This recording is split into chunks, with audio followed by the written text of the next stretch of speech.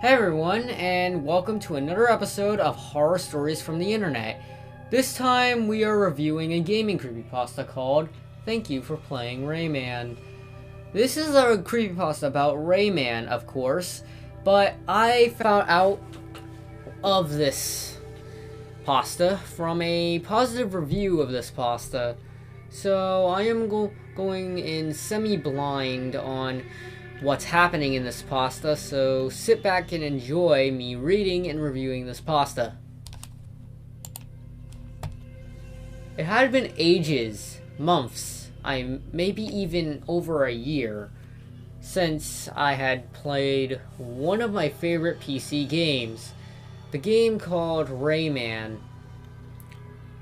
was quite a old one, but it had not lost any charm over the years.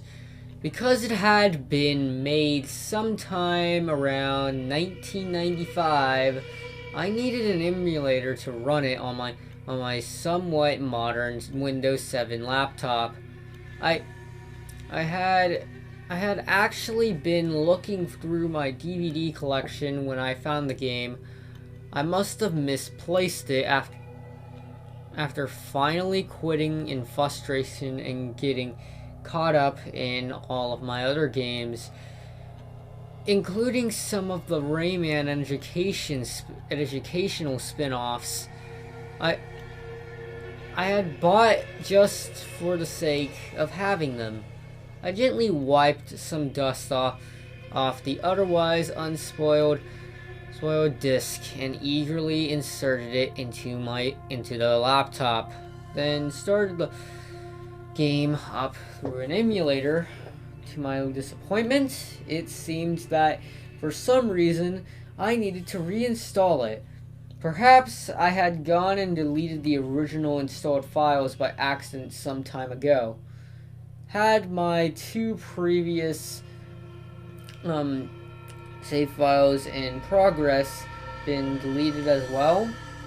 They probably had. Rayman was a very challenging and sometimes frustrating game to complete. But the thought of starting over from the beginning still didn't put me off, so I reinstalled the game if I was going to play it after all this time. It wouldn't hurt to start from the beginning again. Oh boy, starting off pretty strong here, so let's see what's gonna happen next. Once I had reinstalled Rayman, I skipped the intro, selected the third out of the 3 empty save slots, and began to play. Aside from a few emulator bugs such as stuttering and incorrect game speed, it was fine. I played for about an hour and a half before finally deciding to take a break. After I closed the game and the emulator, I checked back through the folder I had installed it into, with the slightest hope of perhaps figuring out where my old game progress had disappeared to. I didn't find it. However, underneath the Rayman batch file and Rayman folder, there was a file named Thank You for Playing Rayman _unfin.exe. I may not have played Rayman in ages, but I didn't remember that being there the first time. I installed the game, and I had poked around through the game's files quite a few times back then. Maybe it was supposed to be there. Maybe something had gone wrong with my first installation that caused the files to delete themselves over time. I was no expert when it came to the way computers and program files worked, so I just left the file there. Alright, so from what we can see, we got like a .exe file of some sorts related to this, and I'm pretty interested in seeing how this goes. What is this mysterious.exe file? Over the next week or two, I played Rayman fairly often, and usually in sessions no longer than half an hour, to avoid getting myself too frustrated. At one point, I had tried to open the "Thank you for playing Rayman" _unfin executable file, but all I got was a error message, so I left it.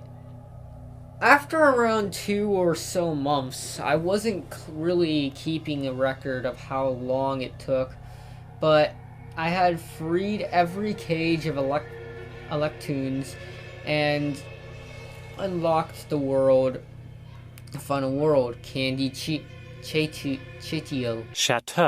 in which I would battle Mr. Dark. I was certainly excited, as I hadn't progressed this far in my previous save files, but first I saved my game and gave it a rest. I wasn't in the mood for the final stage just yet. The next day, I browsed my folder in which I kept the old PC games I'd installed. When I came across the Rayman folder, I noticed that the mysterious "Thank you for playing Rayman" _unfin.exe file had somehow been replaced by "Thank you for playing Rayman _end.exe file." Curious about the subtle name change, I double-clicked it, and to my surprise, it ran the Rayman game without an emulator. However, it showed clear signs of incompatibility with my computer, as it seemed very glitchy, almost corrupted. The intro screen music was stuttering and skipping, and the sprites were flickering awkward colors in the intro animation. Okay, so we're getting somewhere. Things are starting to get interesting in this creepypasta, and I'm liking how it's been written so far. So yeah, let's continue. The intro screen music was starting. The title screen had unusual saturation and brightly contrasted colors, which I guessed was a typical result of running an incompatible game without an emulator. I selected load game, and my heart nearly skipped a beat when I saw my 2 earlier save files there. I had humorously named the first one Ray and the second one Mad. I love this character so far. I love this main character so far. He feels like a real person, to be honest. Third save file, strangely, was my recent one I had named Out of pure laziness, for some odd reason, where the number of lives for the save file would be there was only a blank space. Same for the number of continues for the game over screen. Next to the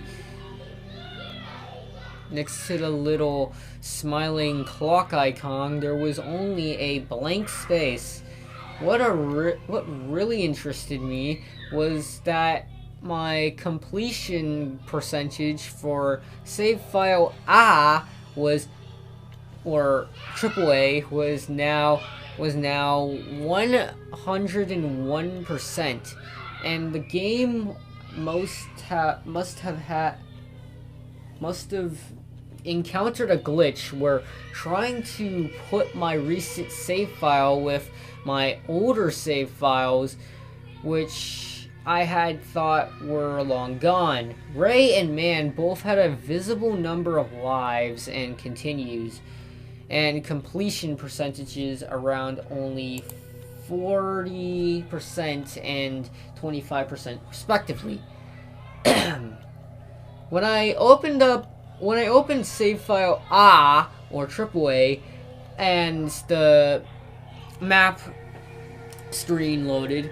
The black binocular-shaped vignette.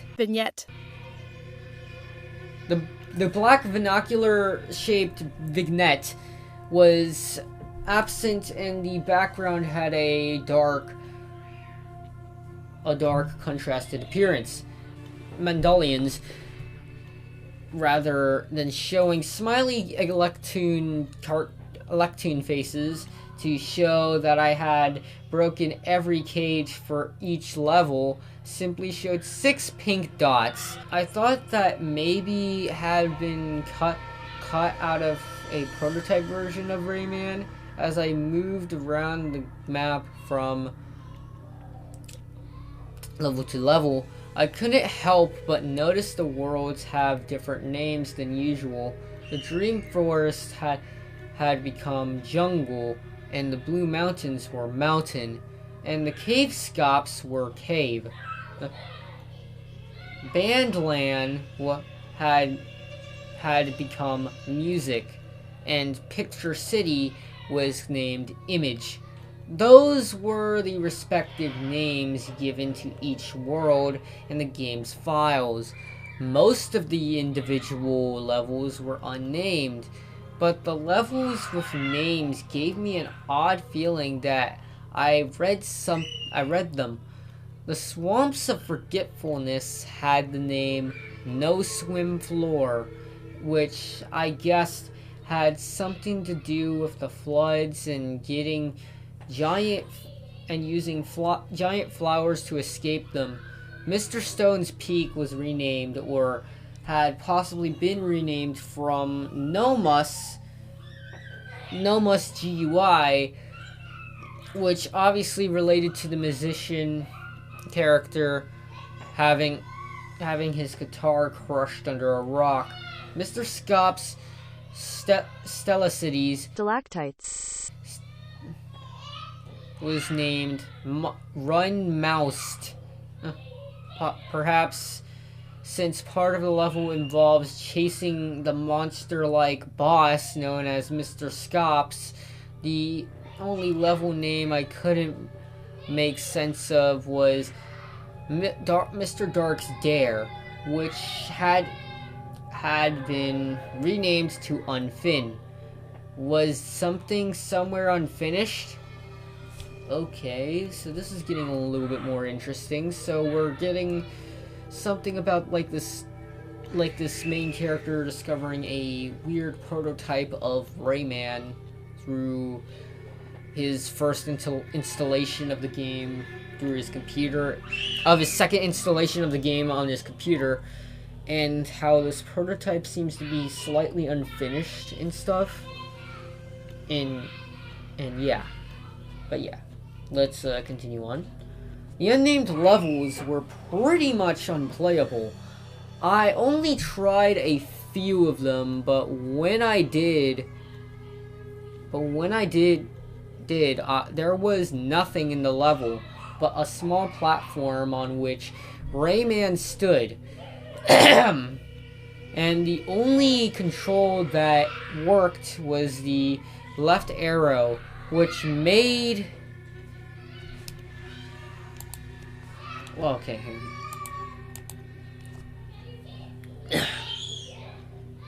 which made him walk into the exit sign and leave the level. Also, the backgrounds were less saturated than usual. In other words, they were more grayish than colorful.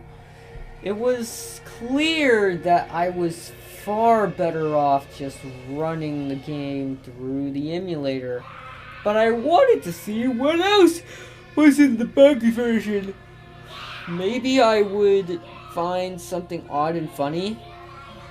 When I tried to play No Swim Floor, aside from the darker grayish background, the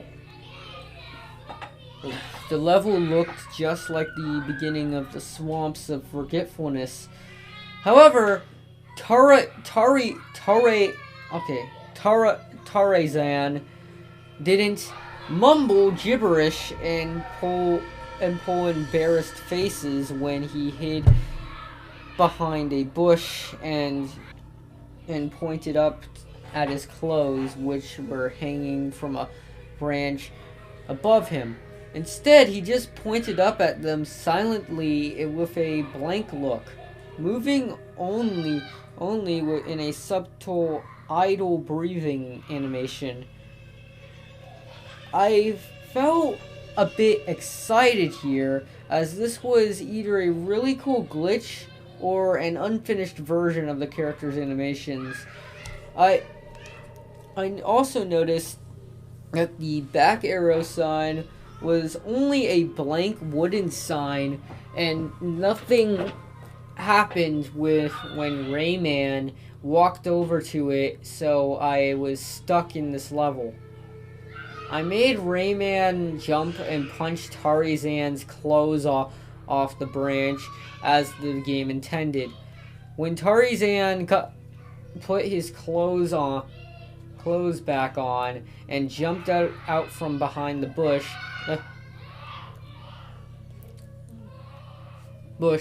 the picture of Tarzan holding a magic seed didn't appear, just a black screen and some text reading, "When nature tries to end you, fight back. Use nature to your advantage." I didn't know whether to chuckle at the line or feel somewhat disturbed by it. After Rayman collected the magic seed, Tarzan didn't jump into the trees and yodel. He just stood there watching Rayman. His expression seemed blank, and his eyes looked rather glassy.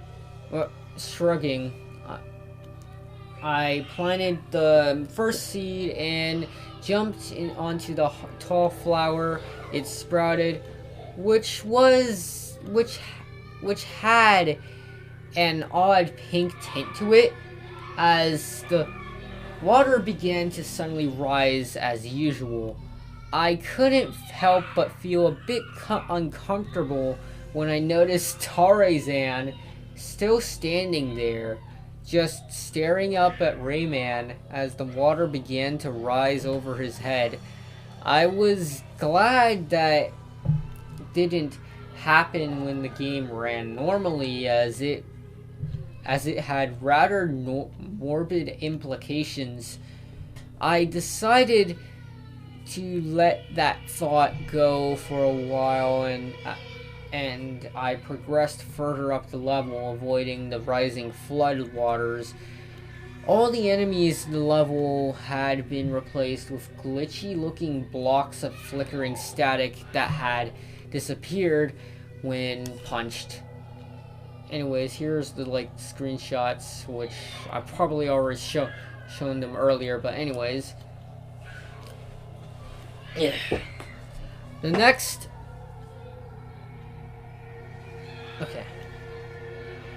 section of the Swamps of Forgetfulness, known as No Swim Floor, in this version looked a lot like the last, with the dual background and corrupted enemy sprites.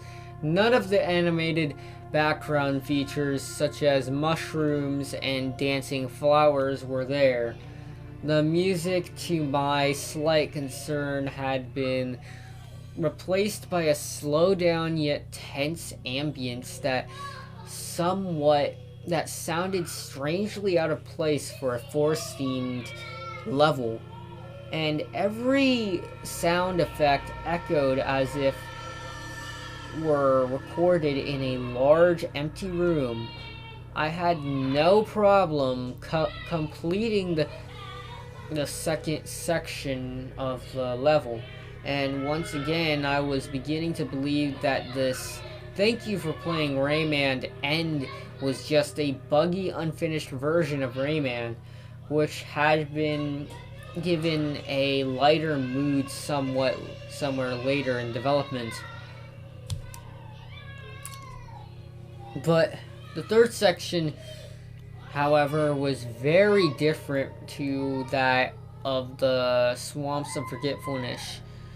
Rayman was standing in the middle of a small flat grass platform with bundles of spiked red fruits on either side of him. The only way to go was up, as Rayman was standing directly under a yellow climbing vine. As soon as Rayman grasped it, the usual cheery Dream Forest music began playing, and I could not get Rayman to jump off or let go of the vine.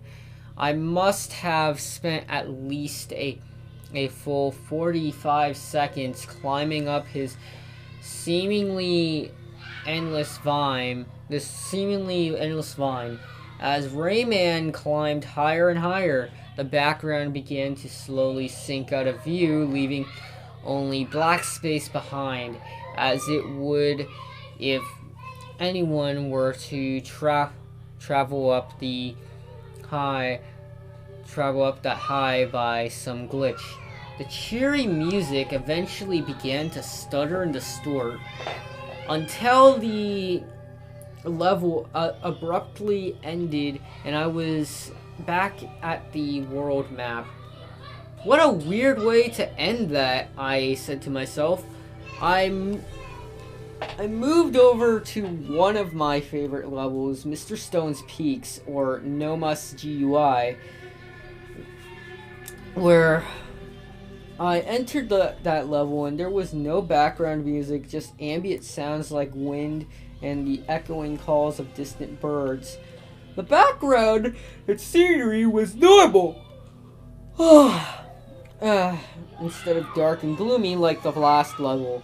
However, outside the house, at the beginning of the level, the musician's wife and child weren't there, and there was no boulder crushing the musician's guitar either. The guitar was just laying on the ground in front of the musician, who was sitting in his usual spot with an expression that looked unusually gloomy.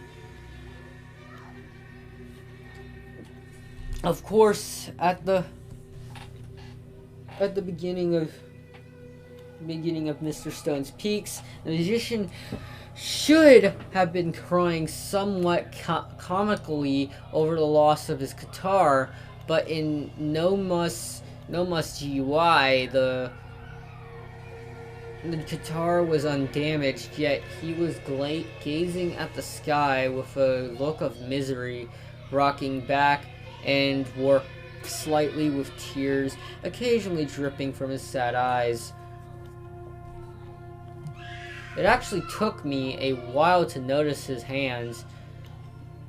The musician's hands looked like all his fingers had been bandaged together. Then I guessed it was no wonder he was upset. His fingers had been injured, so he couldn't even play his guitar. But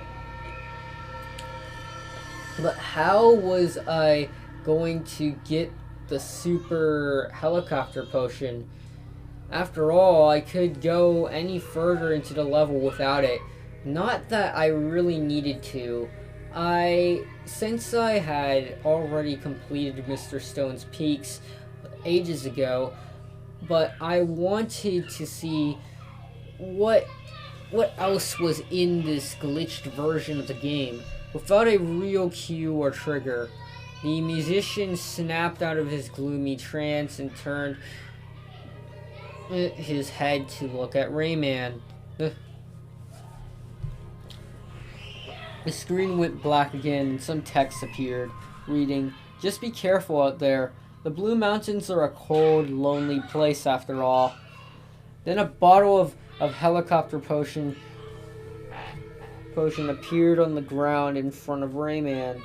I picked it up and flew forward into the level. As I flew Rayman deeper into the mountains, I noticed some parts the level layout were a little different. It was actually easier to navigate through. I also began to notice something very off. something that I don't think matched any sprites I had seen in the game before. There seemed to be a lot of junk emptied into the mountains. Just trashy stuff, growing thicker and more noticeable further into the level. It was beginning to look like a junkyard, almost a bit post-apocalyptic. I didn't find it quote-unquote scary at all. I just really weird. And a lot darker.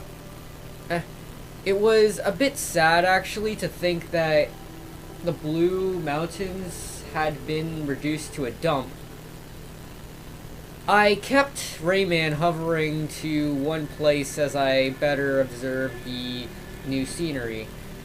Perhaps the game was originally going to have a junkyard level, which would be pretty odd considering that in Rayman's world, supposedly people and nature live together in peace, or something like that.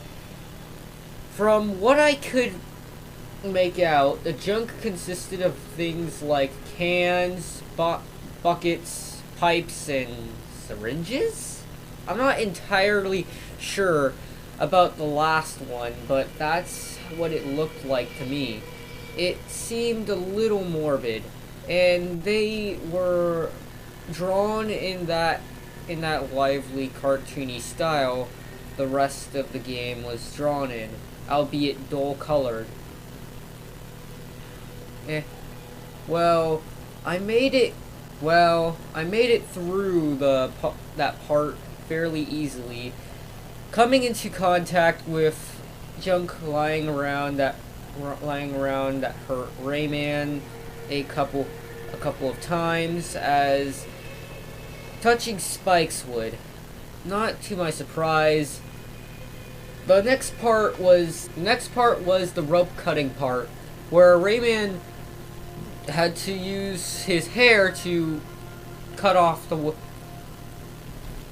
weights pulling down a huge stone slab before it trapped him underwater and drowned him. I found that part interesting in the way it worked differently in the other levels in the game. The water looked very unpleasant here, a murky brownish color. It sort of reminded me of those parts in Rayman 2 where there is black sludge pouring into the water. Come to think of it, the water back in the forest levels had been an off color too. But that could have been just because of the level's darker atmosphere, or to better fit a swamp theme. Aside from the visual changes, including a slightly off-color background, the second part of Noma's GUI was the same as it should be. Now the third section of the level is when something else strange happened. I had spent most of the previous two sections with Rayman flying, but now he was walking on solid ground. Whenever Rayman stopped, he would turn to face the camera and put his fingers to his mouth with a frightened look, shaking a little. This was the animation Rayman would do during boss battles. So I sure found it odd to see him doing it in a normal level like this. I put it down to just being a glitch and headed on forward. The grass was now a gross brownish tone, and the litter was still present around, but usually out of Rayman's way, and the rising floodwater still looked yucky as well. The music was the same ambience as before, but now with a distant sounding slow banging noise, like something hitting something metal. and a distant and almost mechanical sounding hum. Once I got Rayman past the first flood of the section, I stopped to take a look at the background. It was almost as if it had been color shifted. Unlike the foreground scenery, the mountains were a sickly green color in the foliage, if that's what it was still meant to be, was a strange dull dark purple. I smirked slightly as I joked in my mind that the blue mountains were even less blue than they were before. The second flood of the third section of this level didn't even happen. After the first flood, I had Rayman jump onto a cloud that seemed to then ascend indefinitely, before the level abruptly ended after about 40 or so seconds, just as No Swim Floor did. As the cloud was rising, I had noticed that Rayman no longer had the smile he seemed to always have in this game, but rather a more neutral look. It was a lot like the expression Tarzan was pulling, but without the glassy eyes. I hadn't noticed his face change before that moment, so I'm not sure when it happened. So anyway, I was back on the map screen once again. I'm going to be honest, I was creeped out. This was way darker than the normal Rayman game, and I could say it even had a darker atmosphere than Rayman 2. I wasn't soiling myself in terror over it, I just found it really off. So my next place to go was Run Monst, however you pronounce that. I was hoping no sort of grotesque beast would jump out and terrify me, but honestly, I wouldn't have been surprised if it did. Okay, things are getting a little bit more interesting here, so let's go ahead and continue on. Well, nothing of that sort happened there. However, as soon as I went to move Rayman, something else happened that shocked me a bit. He stood frozen in place with a startled expression and his open hands out of his sides, trembling like someone when they're frozen in fear. But the trembling was stronger. He did that for about 2.5 seconds before coming normal. With that neutral look still on his face. The fuck? I muttered softly to myself. Pardon my language, but I had absolutely no idea what that was about. It didn't seem like Rayman had taken my damage. All I had done was attempt to move him forward across his platform. Aside from that, all that seemed different about the first part of this level so far was that the water was green. Not murky green, bright green. A weird change, in my opinion.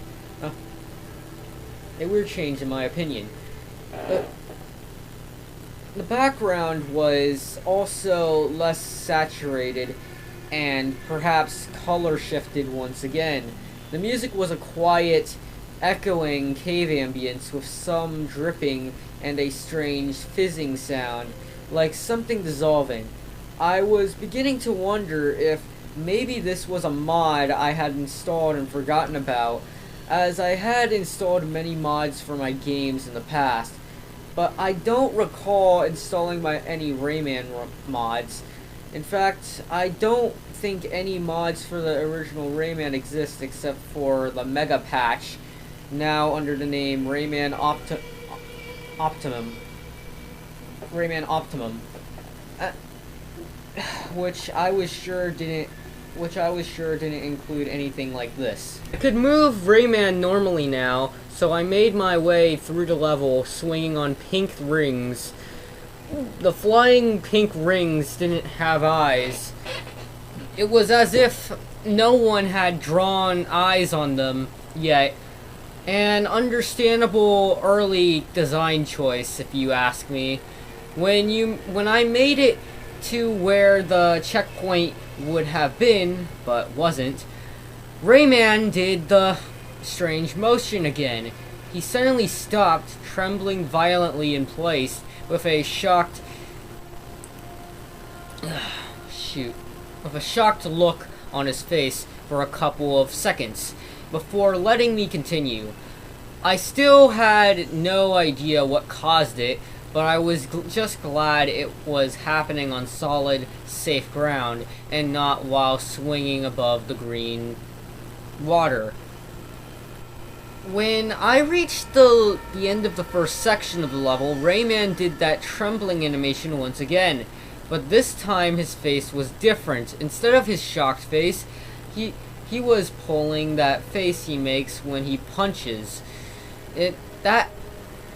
The one where he grits his teeth and has his eyes clenched shut, like an angry face. But the motion Rayman was making made his face seem more like a cringe, kind of like in that game over animation where he coughs and falls over. I actually felt rather sorry for Rayman at this point. Something was either really scaring him or hurting him. Okay, so something... Now this is where things start to get, like, weird and, you know, start to get, like, some rather odd implications on what's actually happening here for our main protagonist here. But anyways, let's continue. To my surprise, the game then took me to the first encounter with Mr. Scopes again, which was unusual since I had already defeated him. The lava was bright green, like the water, and when I noticed the large metal barrels, what are those things called again, canisters, lying around, I realized what it was. Ah, it's toxic waste, I said to myself with a nod. Or maybe it's acid. Then I realized that wasn't really relieving in any way whatsoever. Why the heck was there toxic waste in the caves? Then again, I could ask the same about all the junk lying around in the mountains. I must admit, though, a toxic waste level is a cool idea for something to put in a Rayman game, just maybe not the first one. Mr. Scops wasn't sleeping. He was just standing there. I wandered back and forth along the bridge of red crystalline platforms for a little while, waiting for the enemy to make his first move. Nothing seemed to happen. Rayman made that trembling, heck, I'll even call it convulsing animation again while I waited. Growing both impatient and curious, I walked Rayman over to Mr. Scops, who responded by backing away as the liquid began to rise. This is what he would have usually done a little further into this confrontation in the normal game after attacking Rayman, instead of jumping backwards onto the ledge behind him. Mr. Scott stopped at it as the toxic waste began to rise past him as he thrashed around in a distressed manner. Let Rayman pass over him. I'm actually not sure whether I was more disturbed by this or Tarzan's implied drowning. This was a boss enemy I was dealing with, so it was more understandable if he, well, died. But this was also a little more morbid. Rayman kept running, but the exit sign wasn't there. Wasn't there where it should have been. So he kept running along as the green fluid kept rising. I thought he was done for, as there was no way to avoid it. But once again, the level abruptly ended and went back to the map screen before Rayman could be killed. Alright, now things are starting to escalate a bit on the creepometer. I like it how he, like... I like the personality the writer put into, like, this... Put into the main protagonist, how he, like, feels like an actual person and shit. Anyways, let's continue. Not to the point of making me want to quit.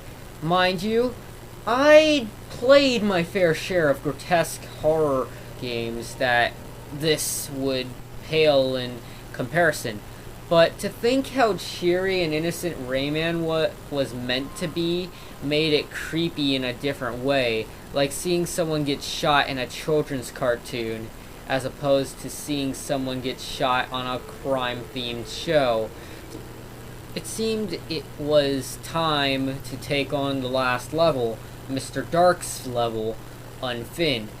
As I moved Rayman over to the level, I wondered why it was called Unfin, possibly implying that something was unfinished. I tried to enter the level, but nothing happened. I tried again and again, yet still nothing happened. Oh, I couldn't get in there. What a bummer. Well, this version was pretty buggy, so perhaps it really shouldn't have come as a surprise.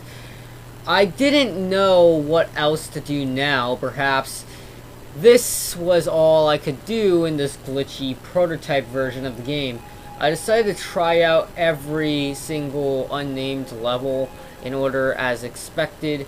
They all wielded the same result as before, being unable to do anything but exit straight back out. Occasionally Rayman would have one of those weird convulsions upon entering a level, but there wasn't anything specific triggering it.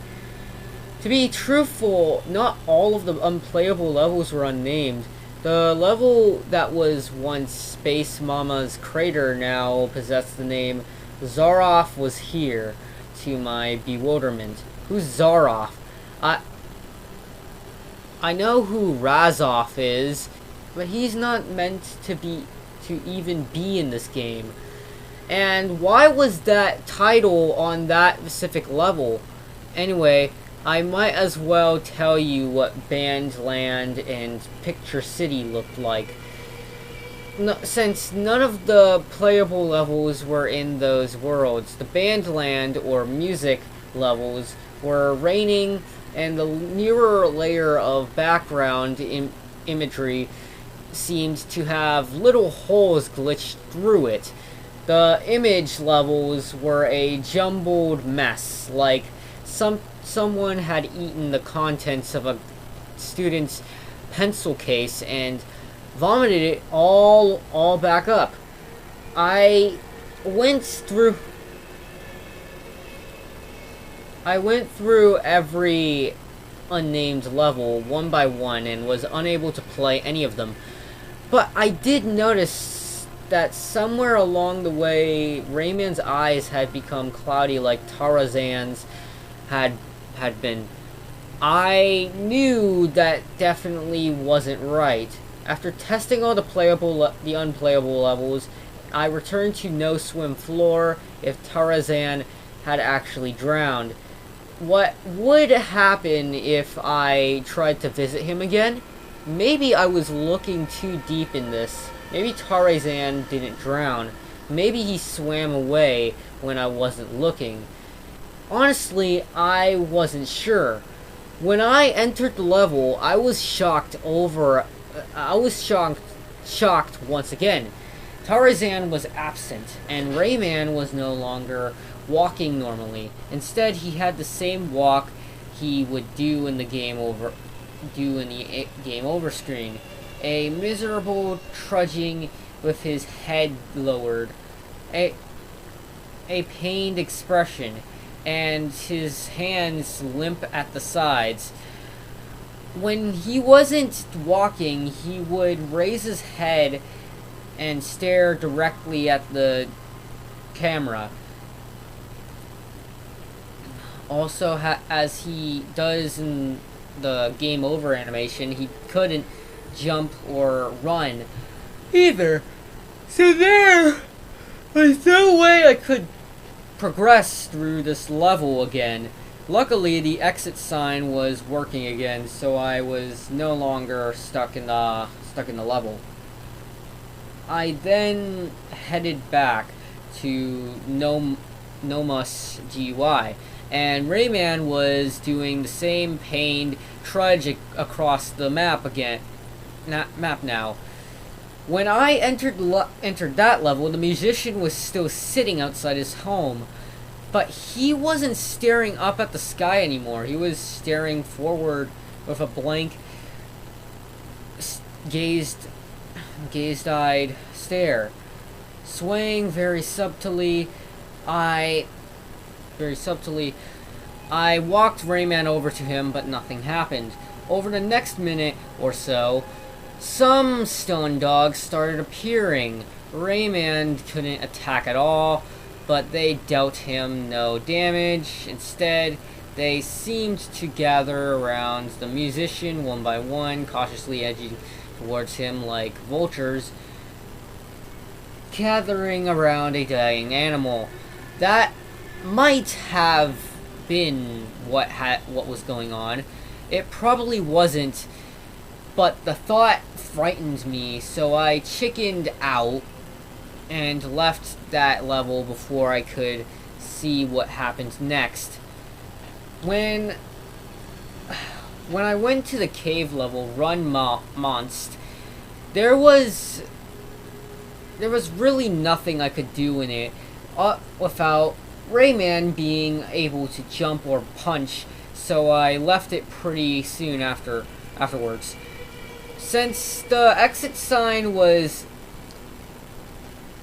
working again for these levels, I then headed back to the Mr. Dark level. Goodness knows why, but I did. The level name was no longer Unfin, and it was End. I remembered the way that .exe file changed part of its title from Unfin to End when it became playable. I was confident the same would apply to this level, so not knowing what to expect, I dived right into to see just how much deeper this rabbit hole would go.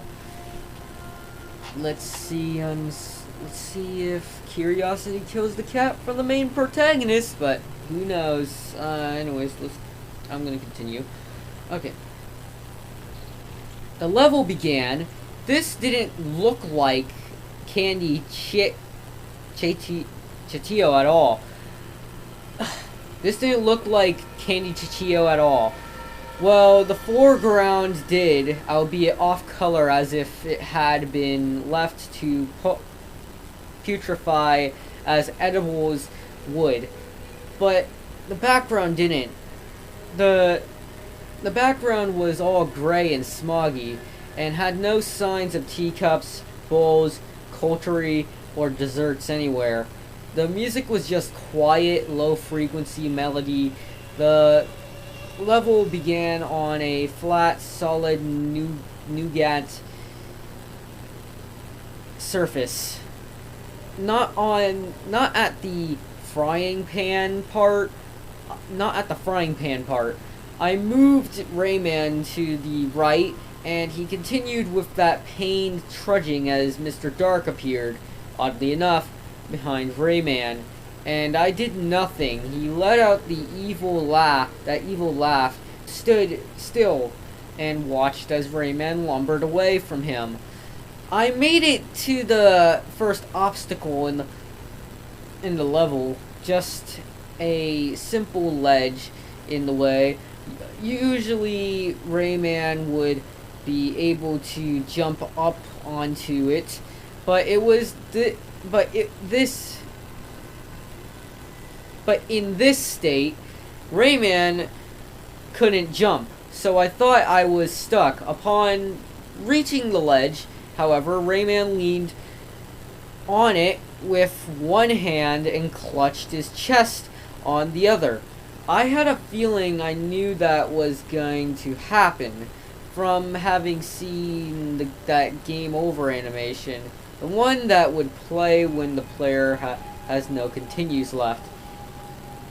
But seeing it here seemed a lot more painful. Rayman leaned on the ledge for a couple of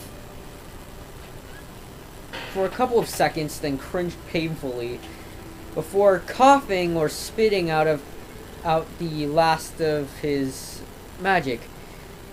Before one interprets it and falling down, it may have just been reused animation I'd seen before, but golly, it was unsettling in this particular context. The screen faded to black. I thought that was it. Game over until Betula, the fairy, floated into the blank screen. She looked completely normal to my surprise, but wasn't Betula supposed to be captured by Mr. Dark at this point? She spoke, in her usual sound effects of course, and text appeared beneath her. Do you wish to be healed? Yes and no appeared beneath the question. I think choosing yes was the obvious choice. Why the heck would I choose otherwise? Though now I do wonder what would have happened if I did. I will heal you to the best of my ability, Rayman. May Polocus be with you. Could have sworn Polocus was never seen or mentioned until the second game, but whatever. Maybe they were going to introduce him in the first game, but didn't. With that, the scene faded to black, faded back into where it had left off, with Betula still in view.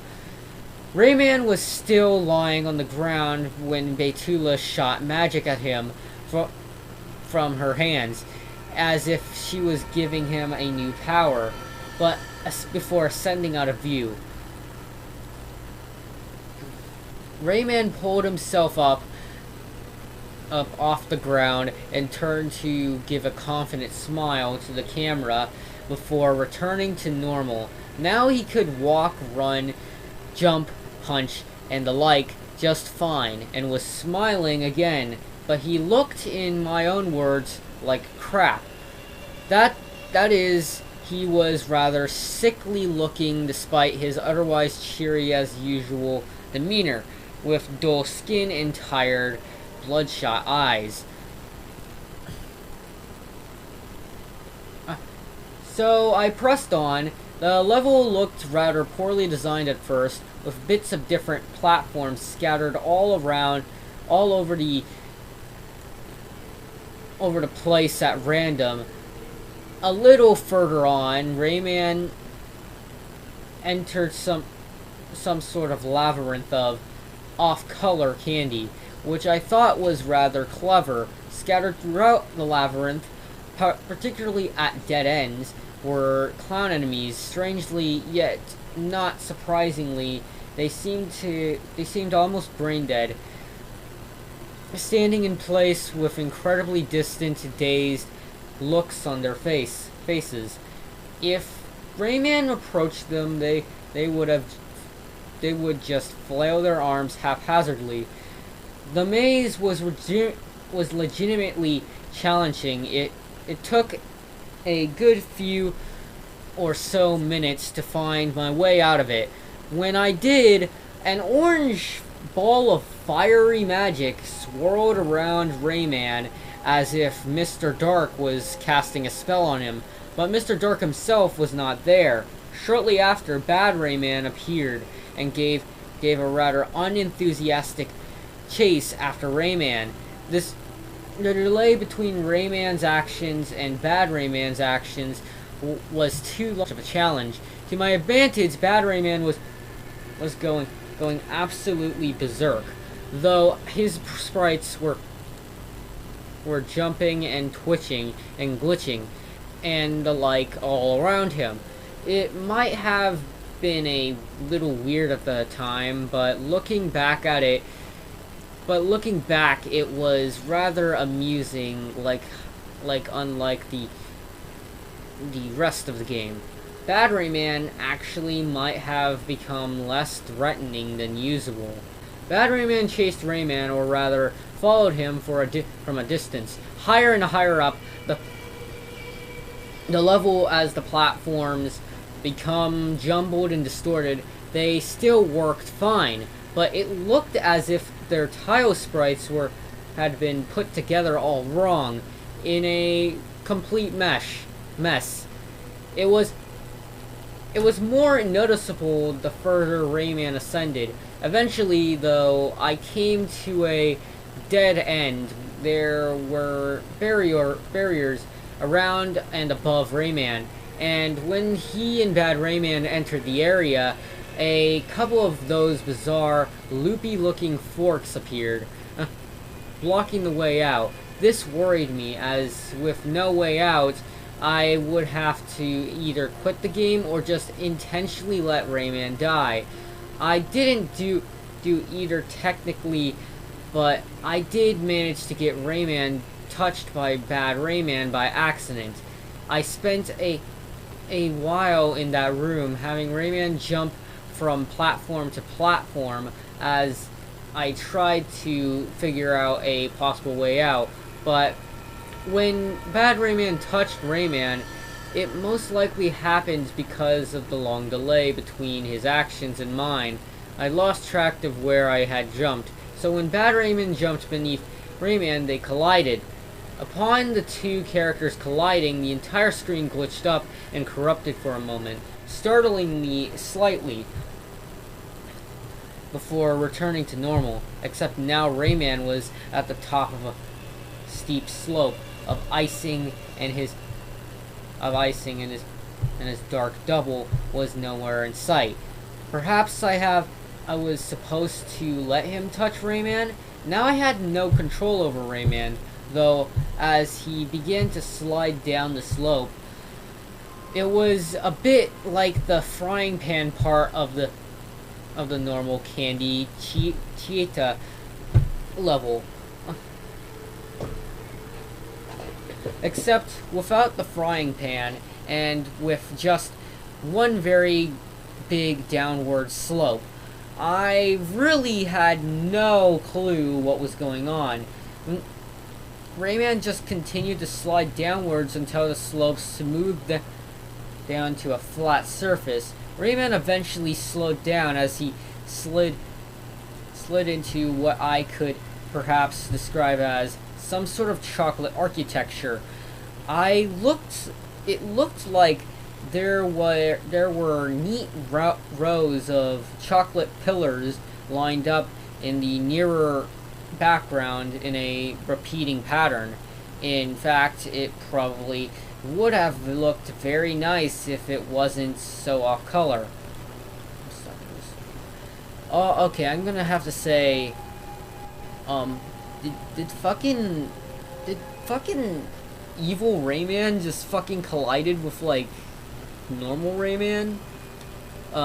Apparently in this game, I never played Rayman, really, but I will say, but yeah, apparently, this dark version of Rayman is most likely, is called Bad Rayman, apparently, according to this pasta. But anyways, now here's where this level started to get very interesting. I could move Rayman around now, so I continued walking down the path I was already going. I didn't get far, though, before Rayman suddenly stopped again. and the view panned to the right. There he was, Mr. Dark. And to my surprise, the magician was there too. The musician appeared to be made up of his sprites from the learning games, which I have found odd if it weren't for everything else that had happened, that had already occurred. The musician was flying, or perhaps hovering around the musician was flying, or perhaps hovering around Mr. Dark, attacking him with what I can assume to be magic spells. I was surprised more by the musician attacking Mr. Dark than by him flying.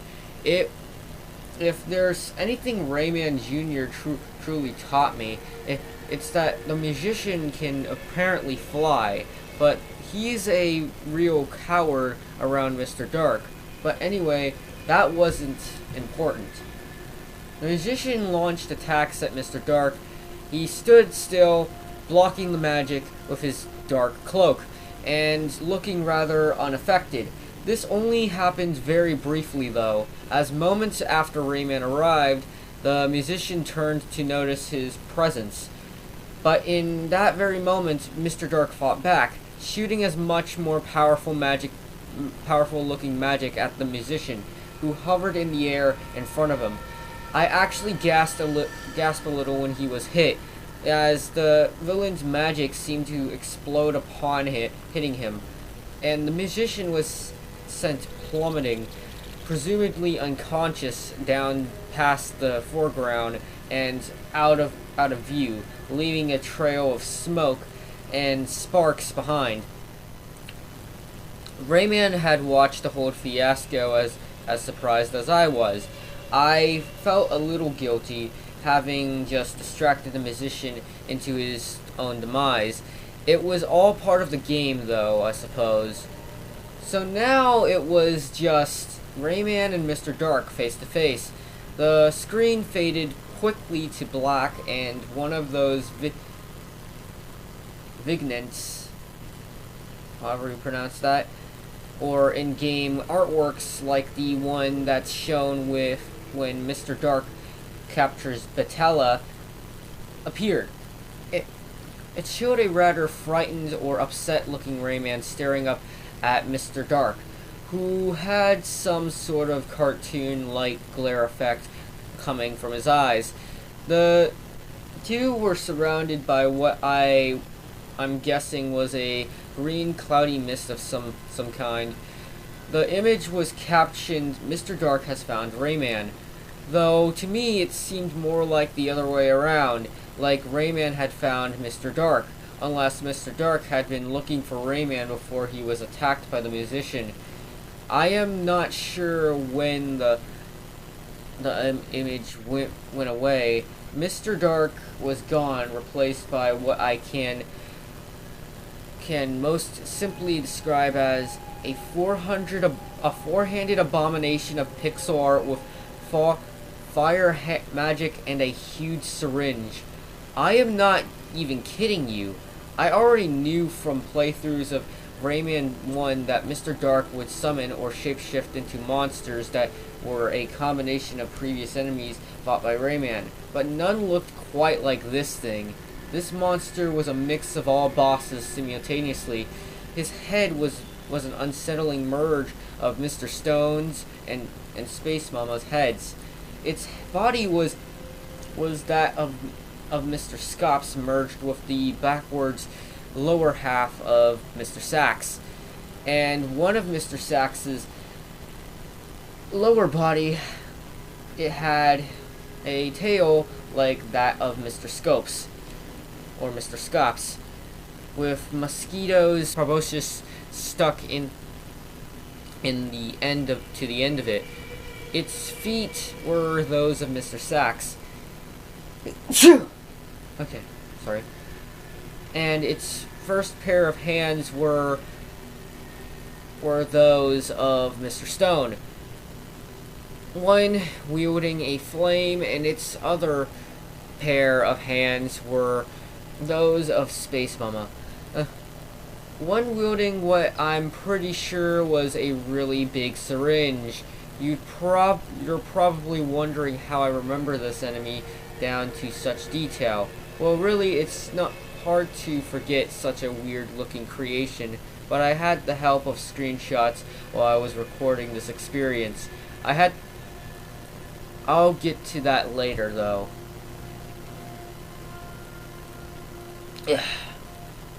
I waited on edge for the beast to make its first move, but it just stood there, doing that idle animation all bosses do in the brief moments in which they aren't beating our dear protagonist to a pulp. A little puzzled, I had Rayman move towards the enemy and attack it. I made him jump up and punch its head, since that seemed to be the weak spot of a few enemies. Space Mama in particular. The punch dealt the boss no damage. At this point, I noticed that it had no health bar, and Rayman's health, lives, and tings counters were still missing. But it did awaken it, so to speak. I think it must have shook a little and stomped its feet angrily before throwing a fireball at Rayman. Luckily, my reflexes seemed to be on my side as I managed to dodge it. I had never seen this enemy anywhere before, not in any playthrough or any written description, so I wasn't sure what to expect. The fireball throwing was a bit of a no-brainer, but how it would throw them had been for me to find out, as well as what it might do with that syringe. It was noticeable that this enemy's animations were unfinished.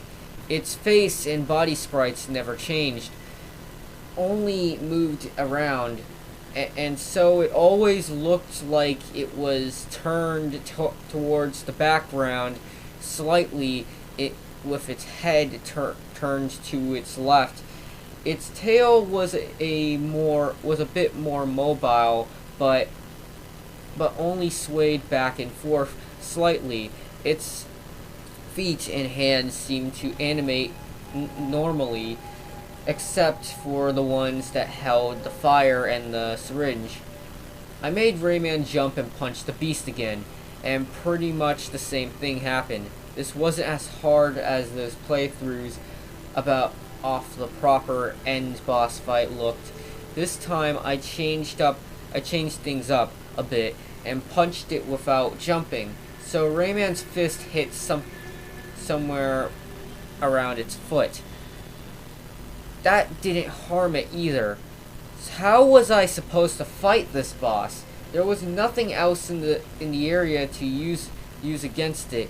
Then the monster thrust the syringe forward. But once again, I reacted quickly and had Rayman jump over it. These seemed like very standard attacks for a boss fight, which I found odd given the circumstances. The battle continued like this for a while, as anticlimactic of a battle as it seemed, until I slipped up. The slippery icing ground made Rayman's jumps harder to control, and so Rayman fell onto the beast's syringe. Rayman yelped and jumped back as he usually does when he takes damage, though by now I had no idea how many health points he had left, for the health and life counter was still missing.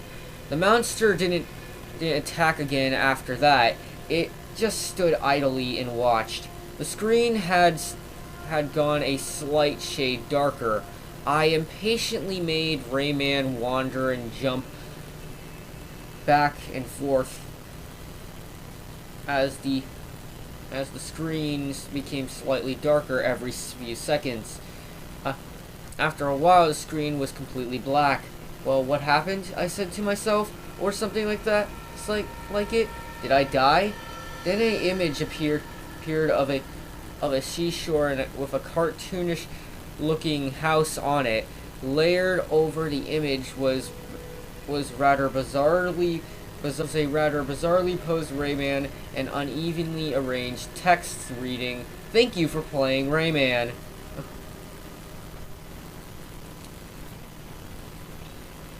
I clicked a few times and mashed buttons on my keyboard as I tried to figure out what to do next. After a few minutes or so, the game closed itself. I groaned in frustration at the game abruptly ending itself and went to reopen the executable file that had begun the madness. But alas, it was gone. In its place was a folder.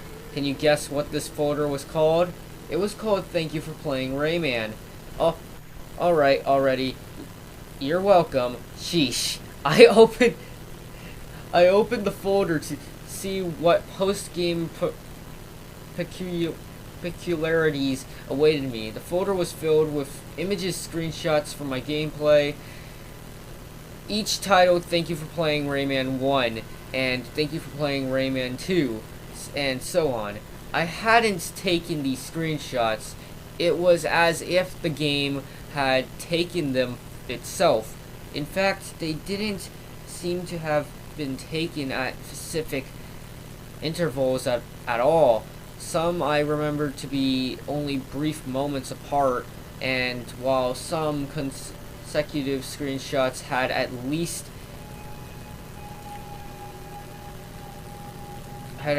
a couple of minutes of time between them, luckily they seemed to capture some of the most interesting moments of the game, and will help me tell the story, as some things can't be properly described with words alone. I only wish I had captured some video footage or something, because I have absolutely no idea how to replicate what happened. I have no clue what triggered it. My copy of the game was normal before, and is normal again now. While I can't say I was considerably scared by the ordeal, at least not enough to put me off playing Rayman again, it did leave me feeling pretty uneasy for a while. Was Rayman's original story intended to be a lot darker? More than anything though, it left me wondering. There were a lot of questions raised by the game that were left unanswered. Anyway, I'm going to include the screenshots with the story so you can see them for yourselves. And yes, in case you were wondering, I did eventually defeat Mr. Dark and complete the normal game. Well, that was a pretty good creepypasta. So, in my opinion, I thought the story of it was pretty good and well written, and I like how well written the main character was in this story. Like, the main character of this pasta, like, actually felt like a real person and stuff. Like, for example, the one joke he did with him just naming the save files Rayman, it kind of made me chuckle a bit. And I really like that, and how well written this pasta was. And I really like it how this pasta itself really, like, definitely shows how it's, like, most likely inspired by NES Godzilla, the NES Godzilla creepypasta or whatever. Actually, correction here, according to the video that I watched, that, basically, reviewed, this pasta in the first place, and kind of introduced me to this pasta, it's a video by Hoodlum's Revenge. It was a good review, a positive review on it, and I always think that, like, introduced me to this pasta, and I wanted to, like, review it for myself to see what I think. And to be honest, I forgot to mention this, but I completely forgot about this in the video that I watched. It's been confirmed by the creator that the pasta itself was, in fact, inspired by NES Godzilla, thanks to Hoodoo Hoodlum Revenge interviewing the creator for, or rather, like, messaging the creator asking if his pasta was, like inspired by NES Godzilla or whatever, and the creator messaged him back saying yes. So, yeah. In a way. But still, I will say this pasta is pretty fucking cool. In fact, I really like how this pasta is well written out. And in my opinion, pastas like this kind of inspire me on wanting to write stuff my own, similar to something like this or whatever. And to be honest, I really just love how much detail and how much passion the person who wrote this pasta wrote it and stuff. And now, while I am a sucker for gaming pastas, because of course I'm a fucking gamer, and also a sucker for internet pastas, I will say, yeah, I will say I'm a kind of a bit biased on this for how I like this pasta, but I will say, still, this pasta is pretty well written. And also, I will say, this is one of those pastas that actually uses the idea of emulating games and stuff, or whatever, in their gaming pasta, because I usually don't find that very many creepypastas that have a focus on like haunted ROMs or ROM hacks or whatever of games that they play or whatever. Like many of them are mainly just people getting like a weird cartridge, which is the generic cliche, like buying a random haunted cartridge from some sketchy person or whatever, which is a cliche. But some of them are like, but many of them that don't use this cliche or mainly focus on like basically just somebody playing a supposed cartridge of their favorite game, or like playing a disc of their favorite game, and apparently weird stuff starts happening, or they found something weird in it or whatever. Like many of these creepy gaming pastas mainly focus on console gaming and stuff, but on rarely I ever see any pastas that focus on PC gaming and or have some internet stuff mixed into it, like this creepypasta, "Thank you for playing Rayman." I really like the name of this pasta too. It makes this pasta, it literally makes this creepypasta seem pretty ominous with its title and shit, and makes you wonder, why is this pasta called "Thank you for playing Rayman"? And why is the player being thanked for playing Rayman? And then when you go into it, you then find out, holy shit, what the fuck was going on? Yeah. Also, I kind of like it how in this pasta, the ROM the person had somehow made a weird .exe file that seemed to have changed up the ROM that they had and stuff, and what I'm assuming is that this file was some sort of file that was in the ROM that they got, that was possibly used by I guess the original company that made Rayman to bring back an old early alpha of the game or whatever into the ROM and stuff for what old stuff that they were working on. I kind of have a theory on how this odd alternate version of Rayman is a possible unfinished alternate beta version of the game that's plot was originally intended to be a lot more darker than how the original game has came out and stuff.